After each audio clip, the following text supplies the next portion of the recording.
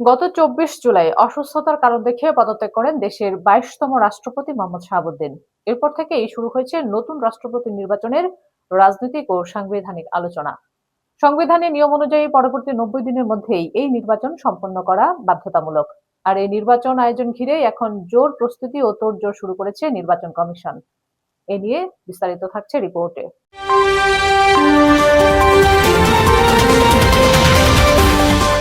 এই ধারাবাহিকতায় মঙ্গলবার সংসদ ভবনে ভারপ্রাপ্ত স্পিকারের সঙ্গে প্রাথমিক এক বৈঠকে বসে নির্বাচন কমিশন।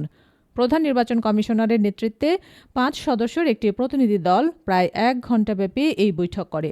বৈঠক শেষে সিইসি জানান, রাষ্ট্রপতি নির্বাচনের তফসিল ঘোষণার জন্য কমিশন প্রস্তুত থাকলেও এর দিনক্ষণ এখনও চূড়ান্ত হয়নি। এ বিষয়ে সিইসির বক্তব্য, রাষ্ট্রপতি নির্বাচনকে সামনে রেখে আমরা আলোচনা করেছি। প্রাথমিক আলোচনা হয়েছে, সেশন যদি হয় তাহলে এখানেই হবে। আর ক্যান্ডিডেট যদি সিঙ্গেল থাকে, কোনো প্রতিদ্বন্দ্বী যদি না থাকে, তবে তো ইলেকশনের দরকার নেই। আর ২-১ দিন পর এ বিষয়ে আমরা বিস্তারিত গেজেট আকারে প্রকাশ করব, তখন আপনারা জানতে পারবেন। রাষ্ট্রপতি নির্বাচনকে সামনে রেখে আমরা আলোচনা করেছি। প্রাথমিক আলোচনা হয়েছে। সেশন যদি হয় তাহলে এখানেই হবে।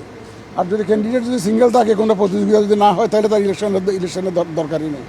সেটা দেখা যাবে। তবে আমরা দিনক্ষণ এবং বিস্তারিত আমরা গেজেট আকারে প্রকাশ করব। রাষ্ট্রপতি নির্বাচনের জন্য প্রস্তুতি আমরা নিয়ে রেখেছি।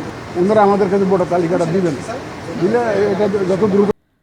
এদিকে অন্য এক প্রশ্নের জবাবে সিইসি জানান, সাতক্ষীরা ৪ আসনের এমপি পদ সংক্রান্ত বিষয়ে সংসদ সচিবালয় থেকে কোনো আনুষ্ঠানিক মতামত বা সিদ্ধান্ত এলে সেই অনুযায়ী প্রয়োজনীয় ব্যবস্থা নেবে ইসি। এ বিষয়ে তিনি আরও বলেন, ওটা নিয়ে এখন আলোচনা হয় নাই। ওনারা আমাদেরকে রেফার করলে তখন তা দেখা যাবে। অন্যদিকে সংসদ ভবনের এই বৈঠক শেষে নির্বাচন কমিশন কার্যালয়ে ফিরে ইসি সচিব জানান, সংসদ অধিবেশনের মুলতবি কিংবা বহাল থাকা এবং নির্বাচনে একক প্রার্থী থাকার মতো ভিন্ন পরিস্থিতিতে নির্বাচন প্রক্রিয়া কী হতে পারে সে বিষয় নিয়েও ডেপুটি স্পিকারের সঙ্গে বিস্তারিত আলোচনা হয়েছে। বিশেষ করে সংসদ অধিবেশন থাকাকালে পদ্ধতিটা কী হবে আর না থাকলে কী হবে, এ নিয়ে নানামুখী সাংবিধানিক প্রক্রিয়া নিয়েই মূলত আলোচনাটি আবর্তিত হয়েছে।